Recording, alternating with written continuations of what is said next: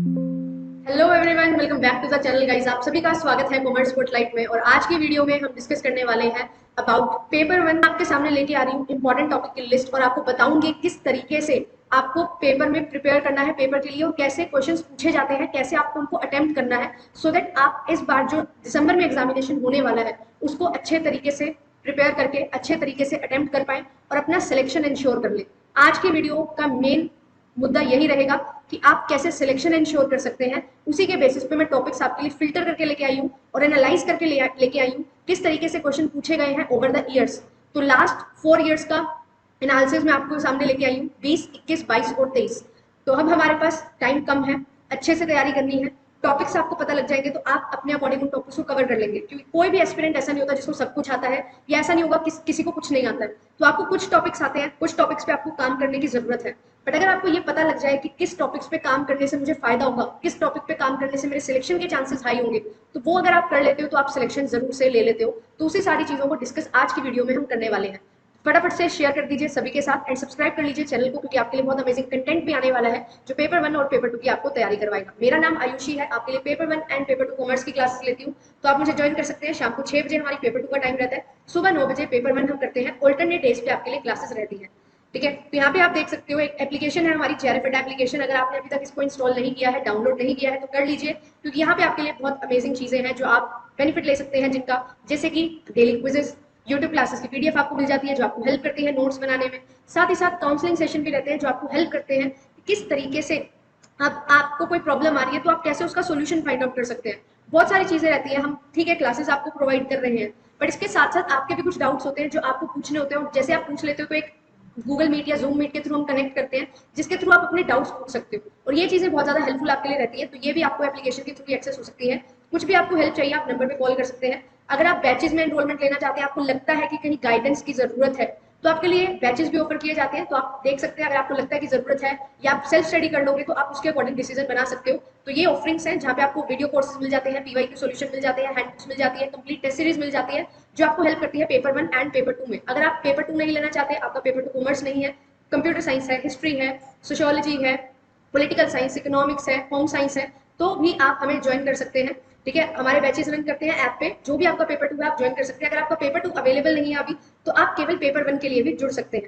ठीक है, अभी बात कर लेते हैं कि पेपर वन में क्या स्ट्रेटेजी हमारी रहनी चाहिए। तो देखिए, हमारे पास पेपर वन में 10 यूनिट्स हैं। आप सबको पता है, हम सबको पता है 10 यूनिट हमें करनी होती है। बट कैसे इनको प्रिपेयर किया जाए? मैम, हम जब पढ़ने लगते हैं तो ऐसे लगता है कि सिलेबस बहुत सारा है। अब इस बहुत सारे सिलेबस को कैसे ऐसा बनाया जाए कि हमारा इंटरेस्ट डेवलप हो, सबसे पहले तो कि हम अच्छे से पढ़ लें। तो आपको करना क्या है, आपके लिए मैंने यहाँ पे इसको बाइफरकेट किया है 3 डिफरेंट सेगमेंट्स में। जो मुझे लगता है कि किसी भी एस्पिरेंट को जब तैयारी करनी है तो उसको ये सेगमेंट्स बना लेने चाहिए, क्योंकि ये सेगमेंट किस बेसिस पे बनाए गए हैं कि टाइप ऑफ क्वेश्चन कैसा पूछा जाएगा।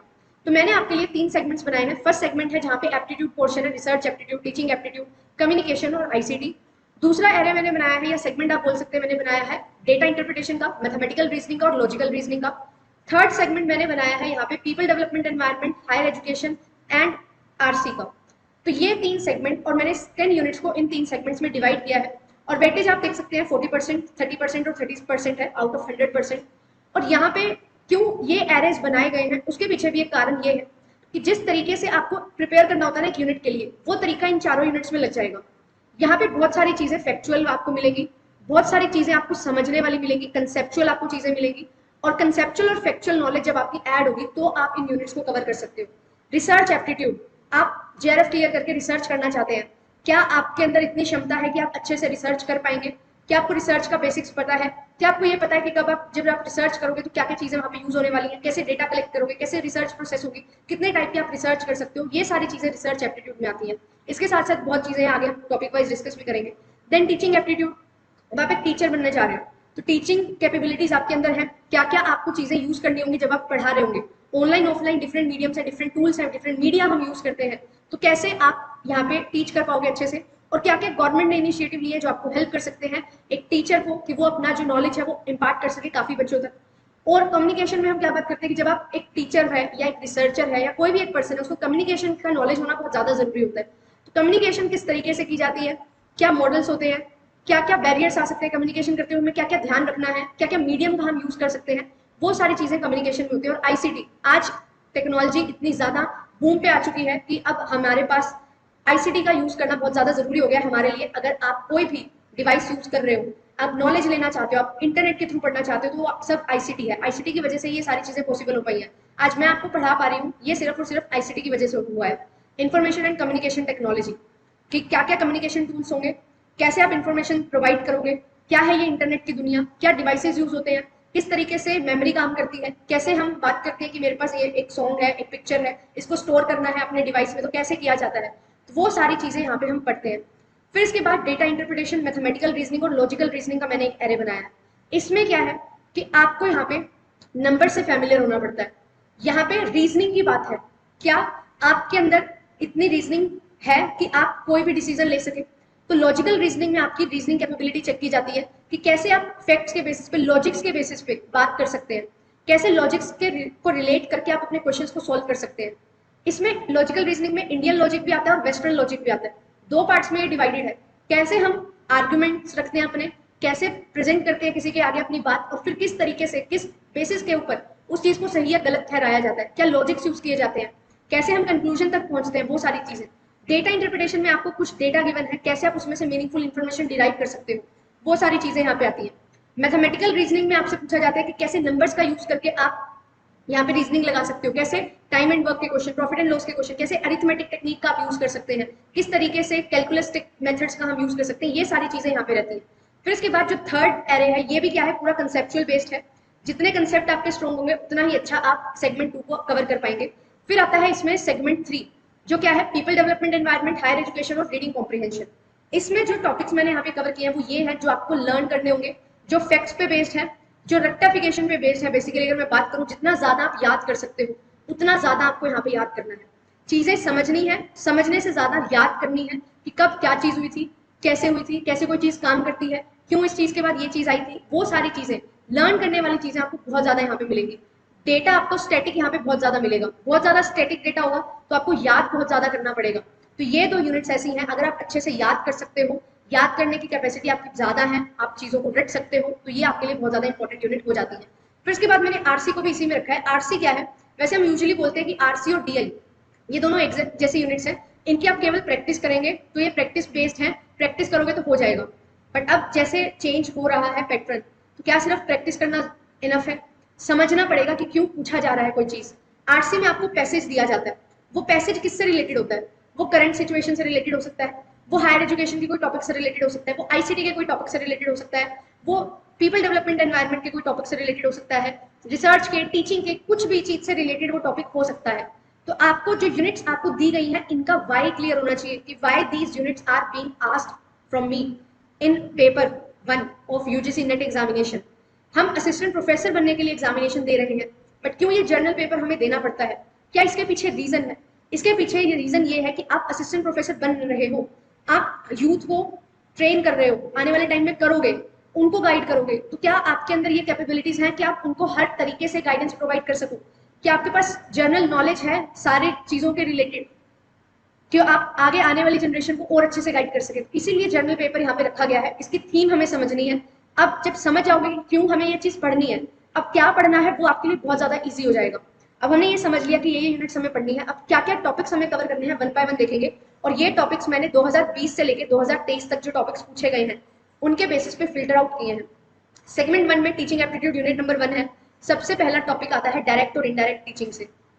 सेकंड टॉपिक आता है level of teaching, memory, understanding, reflective, most important topic. और अगर आपको मैं एक चीज बताऊं, यहाँ पे जो 2023 का पेपर था जून वाला, वो बहुत ज्यादा सिमिलर था 2021 के पेपर से। और 2020 का जो पेपर था उसमें भी बहुत सारे नए चेंजेस हमें देखने को मिले थे, क्योंकि ये वो टाइम था जब एक साल में एक पेपर हुआ करता था, नंबर ऑफ शिफ्ट्स बहुत ज्यादा थी। तो यहाँ पे जो टॉपिक्स पकड़े गए, टॉपिक्स तो ये हैं, इनडेप्थ उनको कितना अच्छे से कवर किया गया है वो आपको 2020 और उसके बाद वाले पेपर बताएंगे। फिर इसके बाद लर्नर कैरेक्टरिस्टिक्स, कि लर्नर के क्या क्या कैरेक्टरिस्टिक्स होते हैं, लर्नर किस तरीके से लर्न करता है, क्या डिफरेंट थ्योरीज है, टीचिंग थ्योरीज दी गई है डिफरेंट थ्योरीज के द्वारा, कैसे थ्योरीज डेवलप हुई, क्या क्या चीजें फाइंड आउट की लोगों ने, उनके बेसिस पे उन्होंने थ्योरी दी, किस तरीके का बच्चा होगा इस तरीके से पढ़ाया जाए, बच्चों को इस तरीके से पढ़ाया जाए, छोटे बच्चों को किस तरीके से पढ़ाया जाए, बड़े बच्चों को किस तरीके से पढ़ाया जाए, क्या डिफ्रेंसिएशन लाई जाए सो दैट वो अच्छे से समझ पाए। तो ये डिफरेंट थ्योरीज हैं जो आपको दी जाती हैं। हम पढ़ते हैं पेवलोव थ्योरी है, एक स्किनर की थ्योरी है, और डिफरेंट थ्योरीज हैं, बहुत सारी थ्योरीज हैं। तो क्या है उनका यहाँ पे इंपॉर्टेंस, ब्लूम टेक्सोनोमी क्यों आई, की एंड हेल्पिंग बिहेवियर क्या है, फील्ड लर्नर क्या होता है, वो सारी चीजें यहाँ से आपसे पूछी जाती है। और अब 2022-23 में डिजिटल इनिशिएटिव्स और डिजिटल प्लेटफॉर्म से क्वेश्चन आ रहे हैं। इसमें से मोस्ट फेवरेट टॉपिक है स्वयं। यहाँ से तो बहुत ज्यादा क्वेश्चन आते हैं, पीएचडी कर रखी है एनटीए ने ऐसा लगता है, और यहाँ से बहुत सारे क्वेश्चन आपसे पूछे जाते हैं स्वयं से। फिर लर्निंग मैनेजमेंट सिस्टम एलएमएस, इसके साथ साथ अब हमें ये चीज हमें देखने को मिली थी कि ऑनलाइन सारी चीजें हो रही है, तो ऑनलाइन प्लेटफॉर्म कब बने, क्यों बने, किस तरीके से उनका यूज होता है, क्या पर्पस है, कैसे गूगल मीट और जूम के द्वारा क्लासेस कंडक्ट की जाती हैं, प्रोसेस बेस्ड क्वेश्चन आते हैं कि अगर आपको ऑनलाइन क्लासेस लेनी है तो क्या क्या प्रोसेस आपको करनी पड़ती है। करंट से रिलेटेड क्वेश्चन अब बनने लगे हैं टीचिंग एप्टीट्यूड में। ऐसा नहीं है कि कॉमन सेंस बेस्ड क्वेश्चन आएंगे कि आपसे पूछा जाएगा कि एक टीचर कैसा होना चाहिए, एक लर्नर कैसा होना चाहिए, नहीं, गोन आर द डेज जब इस तरीके के टॉपिक्स पूछे जाते थे। अब टॉपिक्स वही है, चेंज हो गई है एप्लीकेशन, डायरेक्ट और इनडायरेक्ट टीचिंग वही है, बट एप्लीकेशन इसकी चेंज हो गई है। डिफरेंट मेथड्स हम पढ़ते हैं, लेक्चर बेस्ड मेथड है, प्रोजेक्ट बेस्ड मेथड है, अलग अलग डेमोन्स्ट्रेशन मेथड है, और भी नए नए मेथड्स हैं। ब्रेनस्टॉर्मिंग एक बहुत इंपॉर्टेंट टॉपिक निकल के आता है। तो किस तरीके से आपसे चीजें पूछी जा रही हैं, वो ये तरीका है कि आपको यहाँ पे ये जो टॉपिक्स है ना, इनको इन डेप्थ कवर करना होगा। और इनके लिए करना क्या है, सिर्फ और सिर्फ पीवाईक्यूज को प्रैक्टिस करना है, और पीवाईक्यूज से टॉपिक मैंने आपको बता दिया और टॉपिक को कवर करना है। फिर इसके बाद यूनिट नंबर 2 की बात करते हैं। सेगमेंट 1 में रिसर्च एप्टीट्यूड आती है, सेकंड यूनिट। इसमें जो सबसे ज्यादा इंपॉर्टेंट है, फर्स्ट टॉपिक है types and process of research. Research कितने टाइप्स की है, 20 से 25 टाइप्स है हमारे पास, जहां से हर बार क्वेश्चन बनता है। और अब ये क्वेश्चन की इन डेप्थ आपको समझनी पड़ेगी। क्या हर टाइप ऑफ रिसर्च की एप्लीकेशन है, वो आपको पता करना होगा। क्या टाइप्स ऑफ रिसर्च में फर्दर बाइफर्केशन है, वो आपको समझनी होगी। किस तरीके से एक रिसर्च की जाती है, क्या प्रोसेस है, research is a cyclic process, तो कैसे कैसे पॉइंट्स फॉलो किए जाते हैं, वो आपको यहाँ पे पता होना चाहिए। फिर इसके बाद जब आप रिसर्च करते हो, डेटा कलेक्शन एक बहुत इंपॉर्टेंट टॉपिक निकल के आता है। तो डेटा कलेक्ट कैसे होगा, डेटा एनालिसिस। हम बात करते हैं, दो टाइप का डेटा है, क्वांटिटेटिव डेटा और क्वालिटेटिव डेटा। कैसे कलेक्ट करोगे, क्वांटिटेटिव डेटा को कलेक्ट करने के अलग मेथड है, क्वांटिटेटिव डेटा को कलेक्ट करने के अलग मेथड है। और यही 2023 में जो क्वेश्चंस हैं वो बने हैं कि कैसे आप एनालाइज करते हो डेटा को कलेक्ट करते हुए, क्या क्या चीजें आपको ध्यान में रखनी है जब आप क्वांटिटेटिव डेटा कलेक्ट कर रहे हो।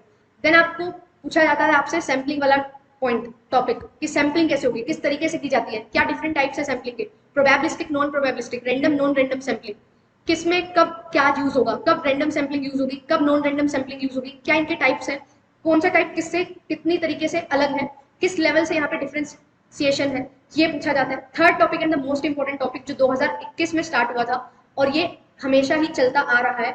और अगर बात करूं मैं 24 शिफ्ट हुई है ना, तो 20 शिफ्ट में ये क्वेश्चन आएगा ही आएगा। टाइप्स ऑफ वेरिएबल से क्वेश्चन पूछे जाते हैं, वेरिएबल कितने टाइप्स के हैं, कौन से वेरिएबल हमारे लिए अच्छे हैं, कौन से अच्छे नहीं है, एक्सट्रानोशियस, कंफाउंडिंग, इंटरवेनिंग वेरिएबल क्या होते हैं, डाइकोटोमी वेरिएबल क्या होता है, क्या इनके कैरेक्टरिस्टिक्स हैं, क्या क्या चीजें ये हमें हेल्प करते हैं जानने में, जब हम टेस्ट कर रहे होते हैं तो कैसे यहाँ पे हेल्प होती है हमें। फिर आता है रिसर्च एथिक्स। रिसर्च एथिक्स में जो 2023 में फेवरेट टॉपिक बना, दैट इज प्लैगरिज्म। आप रिसर्च कर रहे हो, डेटा आपने कलेक्ट किया, उस बेसिस पे आपने कुछ फाइंडिंग्स निकाली।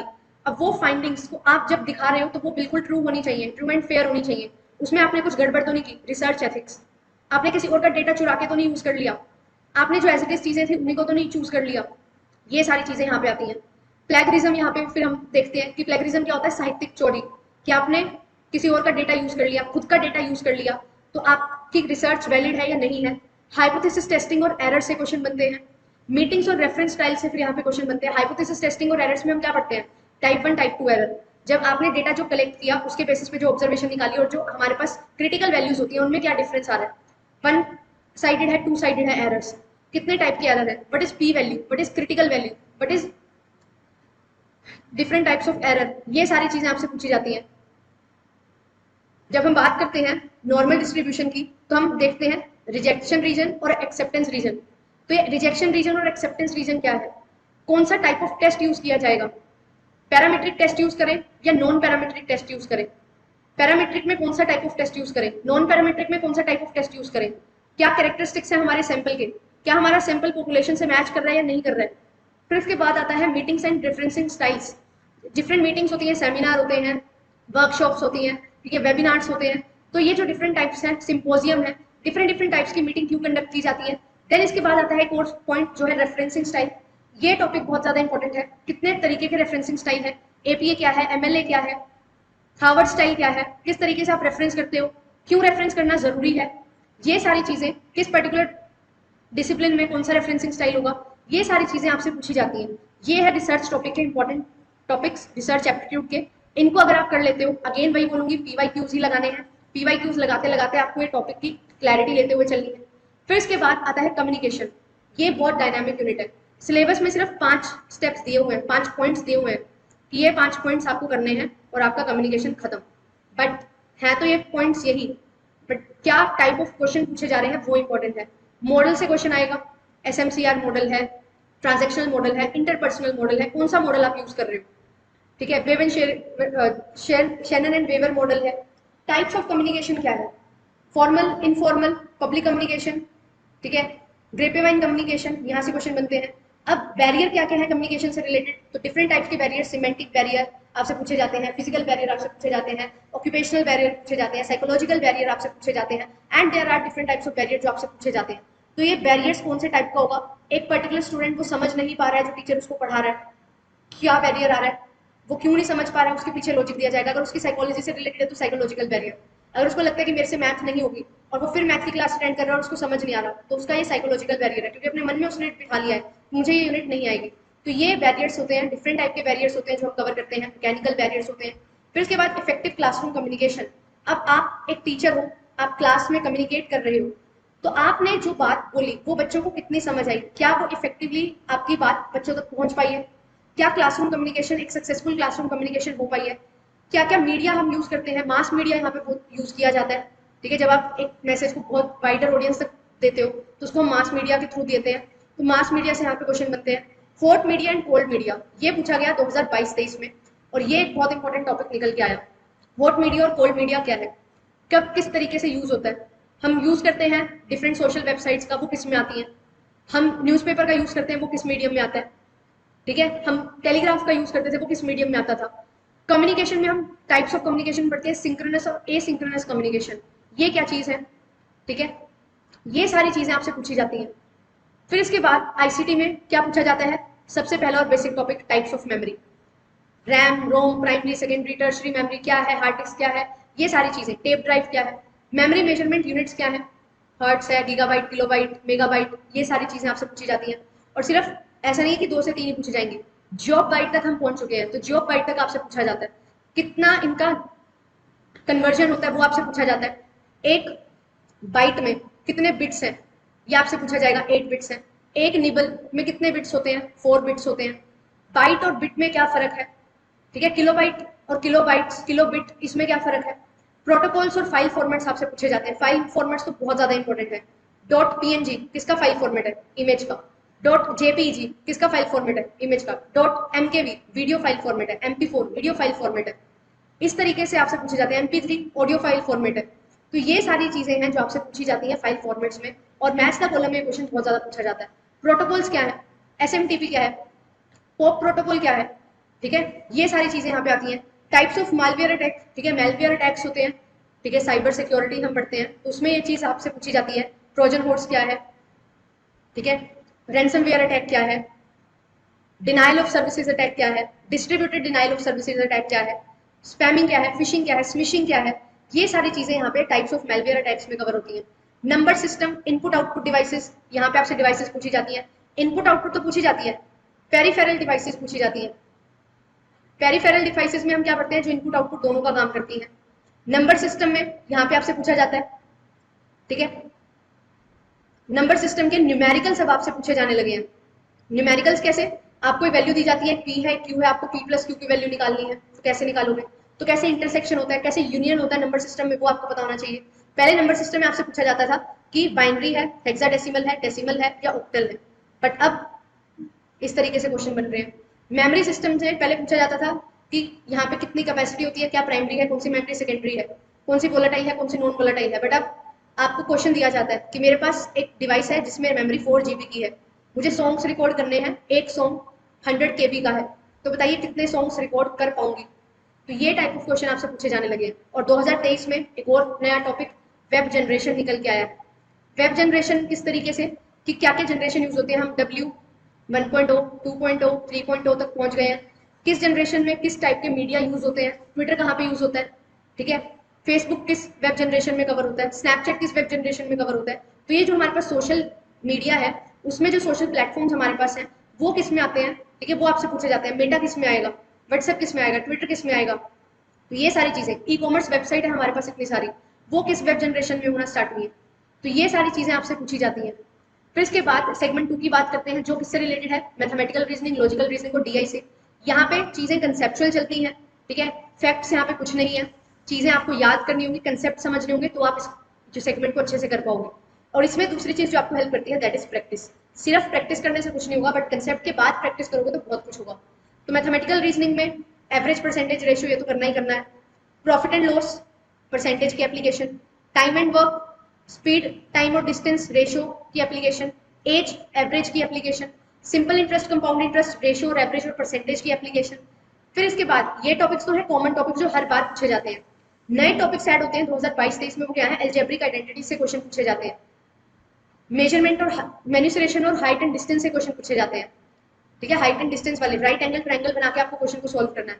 मेंसुरेशन में आपसे पूछा जाता है कि मेरे पास फ्लोर है, मुझे उसको टाइल्स लगानी है, उसमें एक टाइल का साइज इतना है, टोटल विड्थ और लेंथ इतनी है फ्लोर की, तो आपको ये बताना है कि कितनी टाइल्स लगने वाली हैं, अगर एक टाइल की कॉस्ट इतनी है तो टोटल कॉस्ट कितनी लगेगी। ये टाइप ऑफ क्वेश्चन आपसे पूछे जाने लगे हैं।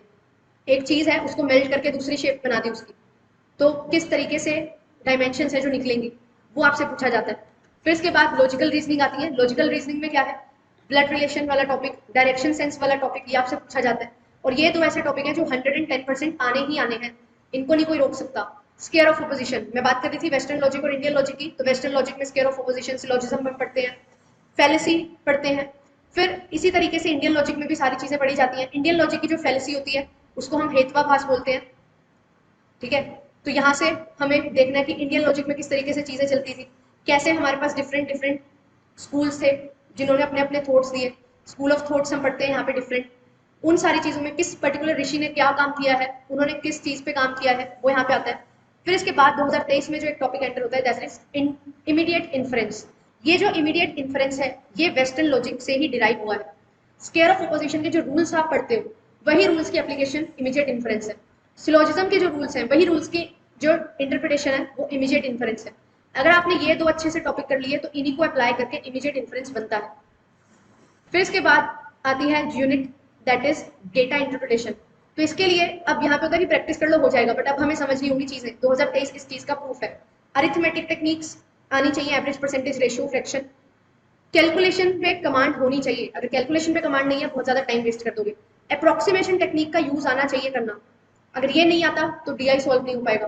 बेसिक्स ऑफ एमआर आने चाहिए अब डीआई के लिए, क्यों, क्योंकि डीआई में टॉपिक्स पूछे जा रहे हैं जो एमआर पे बेस्ड है। अगर मैथमेटिकल रीजनिंग में आपको टाइम स्पीड एंड डिस्टेंस के बारे में नहीं पता तो एवरेज स्पीड पे आई हुई डीआई आप नहीं कर सकते, और एवरेज स्पीड पे इस बार डीआई आई थी सोशल मेडिसिन के पेपर में, तो ये चीज आपको यहाँ पे ध्यान में रखनी है। टाइप्स ऑफ डीआई, अलग अलग टाइप्स ऑफ डीआई है, मिसिंग फिगर्स आती है, बार ग्राफ वाली डीआई आती है, पाई चार्ट वाली डीआई आती है, टेबल फॉर्म वाली डीआई है, मोस्ट कॉमन पार्ट है ये आती है, हिस्टोग्राम वाली डीआई आती है, और अभी जो डीआई आने लगी है वो मैथ्स के टॉपिक पे बेस्ड डीआई आने लगी है, तो ये भी बहुत ज्यादा इंपॉर्टेंट हमारे लिए हो जाता है। तो डीआई में भी चीजें समझनी पड़ेगी, पहले अच्छे से प्रैक्टिस करनी पड़ेगी, फिर आप डीआई को सॉल्व कर पाओगे। अदरवाइज डीआई अब अप्रोचेबल नहीं है कि आप बहुत इजीली पेपर में जाते ही करोगे तो 10 मिनट में हो जाएगी, नहीं, प्रैक्टिस करनी पड़ेगी। और ये आपको बहुत ज्यादा कॉन्फिडेंस देंगे, और सिर्फ प्रीवियस ईयर क्वेश्चंस लगाने हैं। 2020-21 भी रहने दो, अगर लगाना है आप सिर्फ 2022 और 2023 लगा लो, ये भी मोर देन सफिशिएंट है, क्योंकि बहुत सारी शिफ्ट हुई थी, बहुत सारी डीआई आपको मिल जाएंगी। फिर इसके बाद सेगमेंट 3 में हम एंटर करते हैं, तो यहाँ पे आती है वो यूनिट जहाँ पे आपको लर्न करना बहुत ज्यादा होता है। तो people development environment unit number 9 यहाँ पे आती है, जहाँ पे आपको एमडीजी और एसडीजी करने हैं। ये तो मोस्ट इंपॉर्टेंट टॉपिक है, इसमें से क्वेश्चन आने ही आने हैं। कब बने थे, क्यों बने थे, कितने हैं, क्या इंडिकेटर्स हैं, क्या थीम है, कौन सा एसडीजी किस में आता है, कौन सा एमडीजी है, क्या फेलियर्स रहे एमडीजी के कि हमें एसडीजी अडॉप्ट करने पड़े, क्या क्या टारगेट हमें सेट करने हैं, जो अभी डिफरेंट ट्रीटीज होती हैं, साइन होती है, उनमें क्या क्या डिसाइड किया गया है, वो सारी चीजें। दूसरा टॉपिक यहाँ पे निकल के आता है पॉपुलेशन, पॉल्यूटेंट्स और उनसे related disease. Types of population बहुत इंपॉर्टेंट है, एयर, वाटर, सॉइल, ठीक है, ये तीनों तो है ही है। फिर इसके साथ साथ और भी चीजें हैं जो पॉल्यूटेंट्स हैं इनके, वो आपसे पूछे जाते हैं, ठीक है। और इसके साथ साथ ई वेस्ट, यहाँ से बहुत ज्यादा क्वेश्चन बनते हैं, क्योंकि अब जो एरा है टेक्नोलॉजी का एरा है, तो बहुत लोग, हम सभी लोग इवन इलेक्ट्रॉनिक डिवाइसेज यूज करते हैं, तो ये जो ई वेस्ट है इससे रिलेटेड बहुत ज्यादा पोल्यूशन हमें देखने को मिलता है, और इससे रिलेटेड क्वेश्चन आपसे बहुत ज्यादा पूछे जाते हैं। एंथ्रोपोजेनिक एक्टिविटीज जो है, ह्यूमन एक्टिविटीज करता है, उनका क्या इम्पैक्ट पड़ता है इन्वायरमेंट पे, ये आपको पता होना चाहिए। नेचुरल और एनर्जी रिसोर्सेज आपको पता होने चाहिए। नेचुरल हजार्ड्स आपको पता होने चाहिए कि साइक्लोन क्या है, अर्थक्वेक क्या है, फ्लड क्या है, सुनामी क्या है, ये सारी चीजें। एनवायरमेंट प्रोटेक्शन एक्ट 1986 क्यों आया था, क्या इसके कॉन्सिक्वेंसेज हुए थे जब भोपाल गैस ट्रेजेडी हुई थी। क्लाइमेट चेंज पे हम क्या बात करते हैं, इंटरनेशनल एग्रीमेंट में हम पढ़ते हैं ना, इंटरनेशनल सोलर अलायंस। फिर इसके बाद हम बहुत सारे प्रोटोकॉल्स पढ़ते हैं, ट्रीटीज हम साइन करते हैं, ट्रीटीज बनाई जाती हैं किसके लिए, सस्टेनेबल डेवलपमेंट के लिए। तो ये सारी चीजें क्या क्या हमने किया है, वो सारी चीजें इंटरनेशनल अग्रीमेंट्स में कवर होते हैं। तो ये सारी चीजें आपसे पूछी जाती हैं। फिर इसके बाद आता है हायर एजुकेशन। हायर एजुकेशन में प्री इंडिपेंडेंस और पोस्ट इंडिपेंडेंस से रिलेटेड क्वेश्चन बनते हैं। नेशनल एजुकेशन पॉलिसी 2020 से क्वेश्चन बनते हैं। ये क्वेश्चन बहुत ज्यादा इंपॉर्टेंट है, यहाँ से आपको हर एक प्रोविजन इसका पता होना चाहिए, क्या क्या चीजें इसमें डिसाइड की गई थी और क्या क्या टारगेट सेट किए थे, यहाँ से क्वेश्चन आना नहीं आना है। एंशियंट यूनिवर्सिटीज करनी है, ठीक है। फिर इसके बाद वैल्यू एजुकेशन, टेक्निकल एजुकेशन, ये क्या है, क्यों दी जाती है, क्या इनका मेन गोल है, स्किल डेवलपमेंट के लिए जो आपको एजुकेशन दी जाती है क्यों दी जा रही है, क्या चेंजेस हमें देखने को मिल रहे हैं, ये टॉपिक इंपॉर्टेंट है। फिर आपसे यूनिवर्सिटीज के बारे में पूछा जाता है, state universities, private universities, central universities, deemed universities. Deemed universities इसमें से बहुत ज्यादा इंपॉर्टेंट रोल प्ले करती है, क्योंकि यहाँ से बहुत सारे क्वेश्चन बनते हैं। इसके प्रोविजन क्या है, क्या स्टूडेंट टीचर रेशो होना चाहिए, कब ये अब डिग्री है जो दे सकती है या नहीं। ऑटोनोमस इंस्टीट्यूशन हमारे पास गवर्निंग बॉडीज में आता है, ऑटोनोमस है, स्टेट्यूटरी है, ठीक है, टेक्निकल एजुकेशन से रिलेटेड है, नॉन टेक्निकल एजुकेशन से रिलेटेड है, डिफरेंट डिफरेंट गवर्निंग बॉडीज आपको बताई गई हैं। फिर इसके बाद एक आता है वैदिक एजुकेशन, कि वैदिक एजुकेशन में क्या क्या चीजें होती हैं। हम पढ़ते हैं ना कि पुराण होते थे हमारे पास, उपनिषद होते थे, वेद होते थे, ठीक है, किस तरीके से विमेन को एजुकेशन प्रोवाइड की जाती थी इन एंशियंट टाइम में, प्री इंडिपेंडेंस टाइम में। तो वो सारी चीजें भी यहाँ पे आती हैं। हमारे पास एंशियंट यूनिवर्सिटीज में डिफरेंट यूनिवर्सिटीज आती हैं, वो हमें पढ़नी है, उनका क्या मेन मकसद था, कौन कौन स्कॉलर वहां से हुए हैं, क्या क्राइटेरिया रहता था एडमिशन के लिए, कैसे पेपर हुआ करते थे, वो सारी चीजें यहाँ पे आपसे पूछी जाती हैं। तो ये सारी चीजें करनी है। और एक और चीज यहाँ पे इंपॉर्टेंट निकल के आती है, वो है इंडेक्स। अब डिफरेंट इंडेक्स रैंकिंग्स दी जाती है, रेटिंग्स दी जाती हैं, उनके लिए इंडेक्स रिलीज किए जाते हैं। तो ये इंडेक्स यहाँ पे बहुत ज्यादा इंपॉर्टेंट रोल प्ले करते हैं। और people development environment, higher education, ICT और टीचिंग एप्टीट्यूड, इन चारों यूनिट्स में से पूछे जाते हैं करंट अफेयर्स। वो करंट अफेयर्स क्या होते हैं कि क्या क्या इनिशिएटिव्स लिए गए हैं, what are the main important digital initiatives. तो ये सारे के सारे डिजिटल इनिशिएटिव्स आपको कवर करने होते हैं। यहाँ से क्वेश्चन बनते हैं, हर बार बनते हैं, एक क्वेश्चन आपको यहाँ से देखने को मिलेगा ही मिलेगा। फिर इसके बाद 10th हम करेंगे बात, वो है, मैंने यूनिट रखी है यूनिट नंबर 3, रीडिंग कॉम्प्रीहेंशन। यहाँ पे आपसे करंट रिलेटेड पैसेज दिया जाता है, उसको आपको सोल्व करना रहता है। और जो भी यूनिट हमारे पेपर 1 में है, जो डिफरेंट यूनिट्स हैं, उनसे रिलेटेड टॉपिक पे आपसे आरसी पूछा जाता है। तो अगर आपको ये पता होगा ना कि why this unit is being asked, तो आप आरसी को भी बहुत इजीली अप्रोच कर लोगे। ट्रिक्स वगैरह बाद की बातें हैं, बट क्या पूछा जा रहा है और क्यों पूछा जा रहा है, वो थीम आपके माइंड में अगर सेट है और उसके लिए आप तैयार हो, तो आप बहुत इजीली इसको भी कर लोगे। और ये भी सिर्फ और सिर्फ प्रैक्टिस पे बेस्ड है कि आप कितना अच्छे तरीके से रीड कर सकते हैं और इंटरप्रेट कर सकते हैं क्वेश्चन को कि पूछा क्या जा रहा है। तो ये सारी चीजें रहती हैं इंपॉर्टेंट आपके लिए। तो मैंने यहाँ पे 100 टॉपिक्स के अराउंड आपको टॉपिक्स दिए हैं। ये टॉपिक्स अगर आप कर लेते हो तो आपका जेआरएफ डन है। यहाँ पे चीजें समझने वाली क्या है, अब आपको करना है सिर्फ और सिर्फ पीवाईक्यूज को एनालाइज, कुछ भी और क्वेश्चन देखने की भी जरूरत नहीं है। प्रीवियस ईयर उठाओ, 2023, 2022, ये तो 110% उठाने ही है। फिर उसके बाद इनको अच्छे से एनालाइज करने के बाद 2020 और 2021 वाले, इनको भी प्रैक्टिस करो। क्यों? क्योंकि इन्हीं से ही टॉपिक्स यहाँ पे भी डिराइव होंगे। तो इनको अच्छे से एनालाइज करके प्रैक्टिस करोगे, फिर इनकी प्रैक्टिस अगर लगाओगे, बहुत अच्छी तैयारी आपकी हो जाएगी। इससे ज्यादा कुछ भी नहीं करना है। और इसमें भी हर एक पेपर को सॉल्व करने की जरूरत नहीं है, थोड़ा स्मार्टली आपको अप्रोच करना है। आपको क्या करना है, अपने सब्जेक्ट से रिलेटेड जो भी आपका पेपर 2 है, उससे रिलेटेड 5 से 10 पेपर 2 उठा लेने हैं। जैसे फॉर एग्जाम्पल मैं कॉमर्स की स्टूडेंट हूँ, मेरे सब्जेक्ट से रिलेटेड कौन है, मैनेजमेंट वाले बच्चे, इकोनॉमिक्स वाले बच्चे, computer science, human resource management, HR, ठीक है, ह्यूमन रिसोर्स। एंड इसके साथ साथ मैं क्या ले सकती हूँ, जो टॉप पेपर्स हैं, कौन से पेपर्स यहाँ पे आ सकते हैं, यहाँ पे मैं ले सकती हूँ इंग्लिश का पेपर, ठीक है, यहाँ पे मैं ले सकती हूँ ज्योग्राफी का पेपर। इससे ज्यादा मुझे कहीं पे जाने की जरूरत है नहीं है, ठीक है। ये पेपर आप उठा लो, मैंने यहाँ पे 6 पेपर लिखे हैं, 6 भी बहुत है, 7 लेना चाहते हो 7 ले लो। आपका लिंग्विस्टिक पेपर है, तो लिंग्विस्टिक के सारे पेपर उठा लो, और 1-2 पेपर वो उठा लो जो बहुत बड़े हैं, जैसे कि कॉमर्स है, इंग्लिश है, ज्योग्राफी है। ये सारे पेपर आपके लिए हेल्पफुल रहने वाले हैं, ठीक है। तो इनको आपको ध्यान से कवर करना है। सारे 35 शिफ्ट में आपके पेपर हुए हैं, तो आपको 35 पेपर करने की जरूरत नहीं है।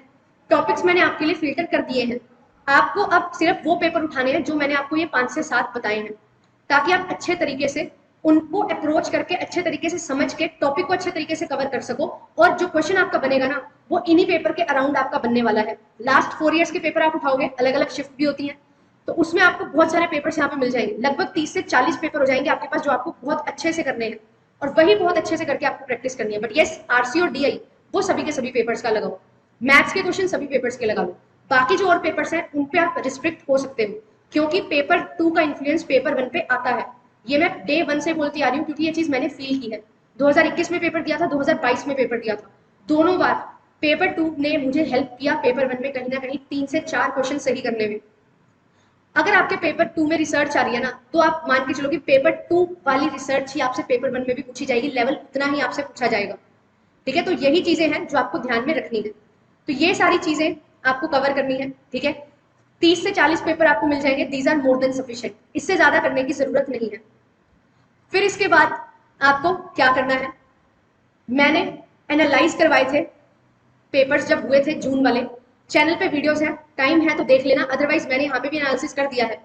वो चीजें भी आपको हेल्प करेंगी। जो चीजें मैंने बताई ना, ये टॉपिक पूछा गया, इस टॉपिक में से इस तरीके से क्वेश्चन पूछा गया, तब बच्चे आके बताते हैं तो वो एज इट इज मैंने आपको बताया कि इस तरीके से क्वेश्चन पेपर पूछे जा रहे हैं, और उन्हीं के बेसिस पे हमने तैयारी की थी। जेआरएफ इन 10 डेज करके मैंने सीरीज चलाई थी, तो वो भी आप कवर कर सकते हो। ये सारी चीजें आपको अच्छे से ध्यान में रखनी है। ठीक है, इसी के बेसिस पे सारी चीजें आपको कवर करते हुए चलना है, यही आपके पेपर में पूछी जाने वाली। बहुत मेहनत से हर एक टॉपिक को यहाँ पे लिखा गया है, और हर एक टॉपिक की यहाँ पे बहुत ज्यादा इंपॉर्टेंस है। ठीक है, तो ये सारी चीजें आपको समझनी है, हर एक टॉपिक को आपको अच्छे से कवर करना है। और अगर आप ये टॉपिक कवर कर लेते हो, टॉप 100 टॉपिक्स कवर कर लेते हो, तो आपका जेआरएफ 110% डन है। और अब ऐसा नहीं है कि आप सिर्फ कॉमन सेंस बेस्ड पढ़ के जाओगे तो आ जाएगा, टॉपिक अच्छे से करके जाओ। पेपर में टॉपिक को अप्लाई जब कर रहे हो तब कॉमन सेंस यूज करो, कि कैसे जो चीज मैंने पढ़ी थी उसको अप्लाई किया जा सकता है, कैसे ऑप्शंस को एलिमिनेट किया जा सकता है जो मेरे यूज के नहीं है, वो चीजें आपको हेल्प करती है यहाँ पे। तो इन चीजों का ही आपको ध्यान रखना है। ठीक है, आई होप ये वीडियो आपको हेल्प करेगी, और इसी तरीके से आप टॉपिक बाय टॉपिक चीजें कवर करते हुए चलेंगे। मेरी क्लासेस पेपर 1 की सुबह रहती हैं 9 बजे, तो आप मुझे ज्वाइन कर सकते हैं। प्लेलिस्ट पे विजिट करके आप मैथ्स, डीआई और भी बहुत सारे यूनिट्स हमने कवर किए with the help of question, सभी के सभी यूनिट्स कवर किए। आपका काम इजी बना दिया कि आपको टॉपिक्स फिल्टर नहीं करने पड़ेंगे, हाफ काम हो चुका है। अब आपको 1 बाय 1 टॉपिक्स कवर करने हैं और अच्छे से पढ़ते हुए चलना है। ये काम अगर आप कर लोगे तो आप अपना सिलेक्शन इंश्योर कर लोगे। और पेपर 1 का बहुत इंपॉर्टेंट रोल है जेआरएफ क्रैक करने में, क्योंकि हम देखते हैं अभी जो कट ऑफ है वो बहुत ज्यादा हाई जा रही है। तो पेपर 2 पे सबकी कमांड होती है, पेपर 1 पे जो कमांड बना लेता है ना, वो सिलेक्शन ले जाता है, वो जेआरएफ ले जाता है। तो यही चीज को हमें भी ध्यान में रखना है और अच्छे तरीके से हर टॉपिक को कवर करते हुए चलना है। आपके लिए भी मैं स्टार्ट कर रही हूँ क्लासेस, ऑल्टरनेट डेज हमारी क्लास रहेगी। और ऑल्टरनेट डेज सबसे पहले मैं ये चाह रही हूँ कि मैं आपकी मिक्स क्वेश्चंस के थ्रू प्रैक्टिस करवाऊँ। तो मिक्स क्वेश्चंस हम किया करेंगे। ठीक है, हर दिन 10 यूनिट ना लेके एक दिन में 2 से 3 यूनिट लो, 2-2 3-3 क्वेश्चन उसके करो, सो दैट आपकी एक टॉपिक की तैयारी हो जाए उन क्वेश्चन से। इस तरीके से हम क्लासेस को कवर करने वाले हैं। तो आप 9 बजे सुबह जुड़ सकते हैं मेरे साथ। और अगर आप डिटेल कोर्स पढ़ना चाहते हैं तो आप जेआरएफ एप्लीकेशन को डाउनलोड कर सकते हैं, और एप्लीकेशन पे कोर्सेज रन कर रहे हैं, आप उनको ज्वाइन कर सकते हैं। ये टाइम बहुत ज्यादा इंपॉर्टेंट और क्रूशियल टाइम है। डिसीजन आपको बनाना है कि आपको किस तरीके से पढ़ते हुए चलना है और कैसे आपके लिए चीजें फ्रूटफुल हो सकती हैं, वो डिसीजन आपको लेना है, क्योंकि आपकी सिचुएशन आपसे बेहतर कोई नहीं जानता, आपकी प्रीवियस नॉलेज कितनी है आपसे बेहतर कोई नहीं जानता। तो डिसीजन बनाइए कि अब मुझे करना है तो अच्छे से टाइम देना है, और वही चीज आपके लिए यहाँ पे इंपॉर्टेंट रहने वाली है। तो मिलते हैं आपसे नेक्स्ट वीडियो में। थैंक यू सो मच, और अच्छे से पढ़ते रहिए। और 9 बजे सेशन रहता है तो आप मुझे ज्वाइन कर सकते हैं। Thank you so much, bye.